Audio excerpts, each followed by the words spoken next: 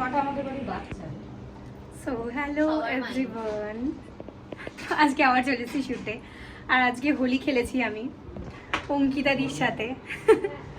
অঙ্কিতাদিকে হয়তো সবাই তোমরা চেনো, হয়তো না সবাই চেনো। দিদিও একসময় মডেলই ছিল, এখন হয়ে গেছে মেকআপ আর্টিস্ট। কেমন লাগছে এই লুকটা কিন্তু অবশ্যই জানিও, ঠিক আছে? কমেন্ট করে।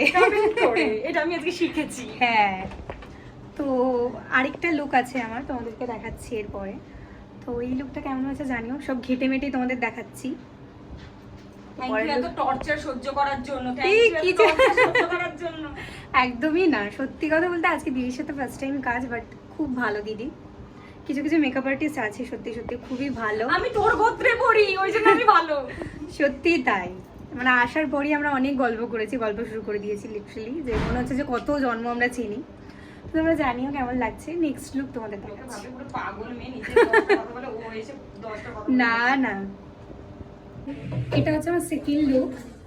আমার মেকওভার করেছে হচ্ছে এই দিদিটা। এটা যদি আমাদের মুখগুলো দেখার মতন অবস্থায় এখন আর নেই, পর 4-5টা লুক করেছে। আর এটা হচ্ছে দিদির লাস্ট লুক। আর আমাদের আমার হেয়ার করেছে হচ্ছে, আমাদের সবারই হেয়ার করেছে হচ্ছে আমাদের সায়ন ভাই। তো দিদির মেকআপ ভালো লাগলে দিদিকে অবশ্যই বুক করো।